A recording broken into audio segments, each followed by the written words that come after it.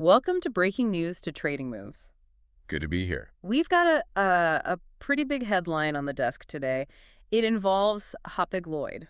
The German shipping giant. That's the one. Yeah. They've agreed to acquire ZIM Integrated Shipping. Yeah, this is a major move in the maritime sector. So let's get the hard numbers out of the way first. It's a $4.2 billion deal, all cash, And they're offering $35 per share. which for ZIM shareholders is a nice premium. Oh, absolutely. The market reacted immediately, of course. ZIM stock shot right up. As you'd expect. But what we want to do is look past that initial headline. We're going to get into the mechanics of this deal and try to identify the specific stock tickers that land in the winners column and then the ones in the losers column. And to do that, you really have to look at the structure of the deal first. There's a lot of nuance in how this was put together. Right. And that structure, it tells you a lot about who really benefits. So $35 a share. Normally you'd think, okay, clean sweep, buyer pays cash, takes all the assets, and the target company just gets absorbed. But that is not what's happening here. No. No, it's not a standard absorption at all. There's a carve-out involved. And this is where the politics of global shipping come into play, isn't it? It is. ZIM isn't just any company. It has a special relationship with the state of Israel. They hold a golden share. The golden share is essentially a veto power. It's a national security tool. It makes sure that in a national emergency, the state has access to a merchant navy. Exactly. So Hapag-Lloyd, being a German company, can't just buy that golden share or the obligations that come with it. That would never pass a regulatory review in Tel Aviv. It would be a non-starter. So to get this deal done, they had to be creative. And they brought in FIMI, An Israeli private equity firm. the largest industrial holding company in Israel, I believe, That's right. And the agreement says FIMI will take a specific set of vessels. and form a new ZIM. That's it. It almost sounds like a bad bank, good bank split, but for national security assets. That's a good way to put it. They're taking the strategic assets, the vessels needed to satisfy that golden share, and moving them into this new, locally controlled unit. Which leaves Hapag-Lloyd free to acquire the commercial part of the business. All of it. The routes, the customers, the container fleet, all without tripping over those national security wires. It separates the commercial ambition from the strategic need. And it lets the broader consolidation move forward. Okay, so let's talk about that consolidation. Why is Hapag-Lloyd spending $4 billion right now? Well, if you look at the last few years, shipping has been a complete roller coaster. The pandemic boom, rates went to the moon. And then a crash. Yeah. An overcapacity problem. And Hapag-Lloyd, like the other big carriers, made an incredible amount of cash during that boom. They're sitting on a fortress of a balance sheet, so now they're putting that capital to work. Hmm. But it's also about market discipline. Rationalizing capacity, that's the term we always hear. It sounds clinical, but it just means parking ships so you can charge more for the ones that are still sailing. It's matching supply and demand. Exactly. In container shipping, price wars are. They're just destructive. If you have 10 carriers all fighting for the same container of sneakers out of Shanghai. The price hits the floor. Right. But if you only have 5 carriers. Much easier to maintain pricing discipline. By buying ZIM, Hapag-Lloyd takes an independent player off the board. They can merge the networks, get rid of redundant sailings, and manage capacity more tightly. And that leads to less volatility for their margins. Stability is the goal. But, when the carriers get stability, the shippers, The people paying to move the goods. they often lose their leverage. And that's the perfect way to get into our winners and losers. Let's start with the winners. Okay, category 1, merger arbitrage and strategic assets. The first ticker here is, it's the obvious one, the target itself. ZM Integrated Shipping, ticker ZIM. Yeah, with an all-cash offer at $35, the trade is pretty simple. The stock price moves to close that gap to the offer price. The arbitrage spread. But there's a secondary winner here that's maybe less obvious. Matson, ticker MATX. Matson is a very specific kind of company. They don't try to be everything to everyone. No, they dominate the Pacific. That express service from China to Long Beach and the Hawaii trade. Right. They have a moat, as you'd say. The Jones Act protects their domestic routes. And that premium service is something customers will pay extra for because it's so much faster. So how are they a winner here? Because when a scarce asset like ZIM gets bought, investors immediately start looking around for the next one. They ask, who else has a defensible niche? Who else is a bite-sized target for a giant with cash? So Matson gets a valuation lift just because there are fewer high-quality, independent shipping assets left. It's a sympathy move. The multiple for the whole sector can tick up, and Matson, as a premium operator, really benefits from that. Okay, that makes sense. Let's move to the second category of winners, container ship lessors. The tickers here are Danaos, that's DAC, and Costamare, CMRE. Now this seems a little counterintuitive at first. Yeah. We just said Hapag-Lloyd wants to rationalize capacity, use fewer ships. Right. So if I'm a lessor, basically a landlord for ships, wouldn't I want more ships on the water, not fewer? You'd think so. Yeah. But you have to think like a banker for a minute. What's the biggest risk for a ship lessor?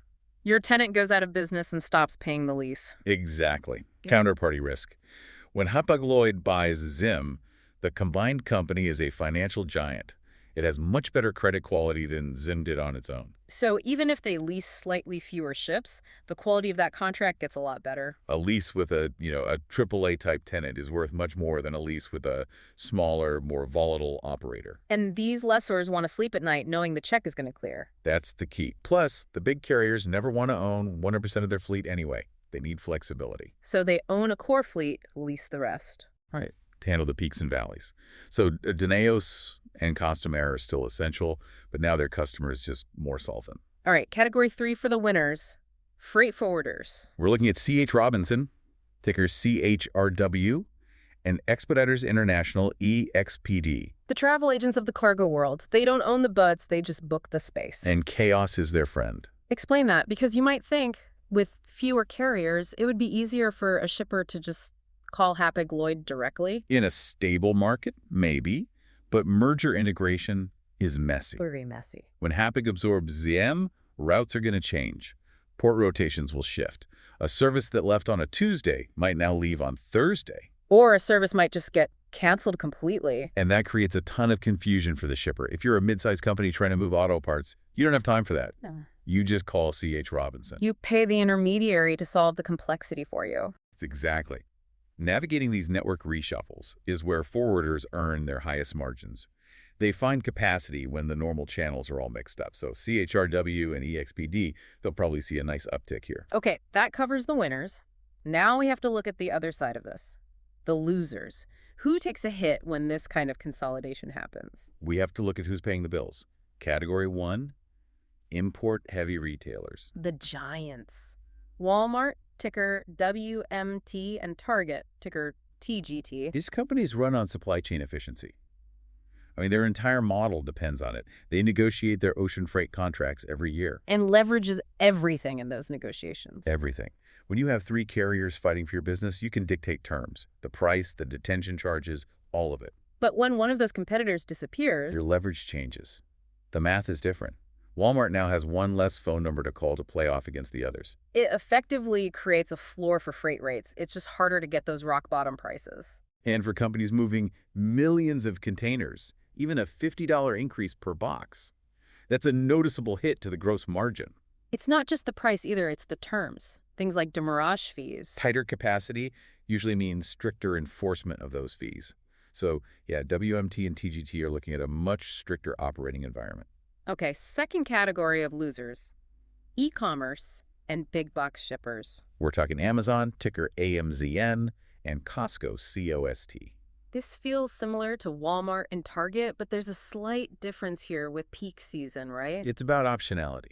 Amazon and Costco, they deal in massive surges. Prime Day, Black Friday, the holidays, they need huge amounts of space in very short windows. And their big contract carriers often say, sorry, we're full. That's when you have to hit the spot market. You call the smaller operators, the independents like ZIM used to be, and you say, I need space right now. But now ZIM is part of the big, disciplined Hapag-Lloyd machine. Exactly. That release valve of the independent carrier is gone. So if the main network is full, Amazon and Costco have fewer alternatives.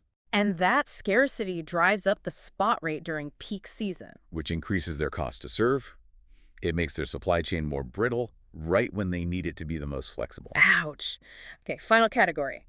Consumer goods brands. Companies like Nike, NKE, and Procter & Gamble, PG. These aren't retailers, they're the brand owners. But their inventory challenges are just as real. For a company like Nike, it's all about just in time.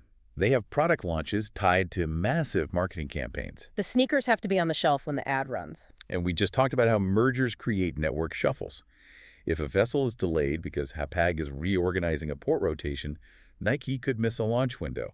That's not just a shipping cost. That is lost revenue. Huge lost revenue. And for Procter & Gamble, they're moving raw materials all over the globe. A disruption in the flow of chemicals or packaging can slow down an entire manufacturing plant. So for NKE and PG, the risk is more about operational reliability during the transition. It absolutely is. So we have the board set, winners and losers. But a deal this big, it doesn't just happen without risks. What's on the watch list here? Regulatory hurdles is number one. We talked about the carve-out with FIMI, but that still needs to be approved. The state of Israel has to sign off. And regulators in the EU and the US are going to look at antitrust. The carve-out solves the security issue, but the market share of the combined company is going to get a very close look. So it's not a done deal yet? No, not until the regulators say it is. What about the financial side? Hapag-Lloyd is paying cash, so they aren't loading up on debt. Which is good. Yeah. But spending $4 billion, that changes your liquidity profile. We need to watch how this impacts their future behavior. Does it deplete their war chest? Does it make them more conservative? And finally, operational risks. This is the big one for the next 12 months. Labor, The unions. port workers, office staff, vessel crews. When companies merge, people worry about redundancies. And you can see work-to-roll actions or even strikes. And even a minor disruption at one key hub can back up the whole network. The freight forwarders will be watching that like a hawk. So let's wrap this up. Hapag-Lloyd buys ZIM. ZIM shareholders get a payout. The ship lessors get a better credit rating on their contracts. And the freight forwarders get a chaotic environment where they can really add value. And on the other side, the big retailers and brands, they face a world with one less competitor and probably tighter shipping terms. That's the breakdown. It really brings up a final question about the end consumer. We always hear about efficiency and synergies in these deals, but does a market with fewer, stronger carriers just mean that? Eventually, I pay more for a washing machine. That is the fundamental question about the balance of power. Efficiency should lower costs, but a lack of competition tends to raise them. The consumer is usually the one left waiting to see which side of that equation wins out. Something to think about the next time you see a container truck on the highway. Before we close out, a necessary disclaimer. This content is for informational purposes only. This is not financial advice. We are not making any buy or sell recommendations. This content represents purely the opinion of the author. Always do your own research. Thanks for joining us on Breaking News to Trading Moves. We'll see you next time.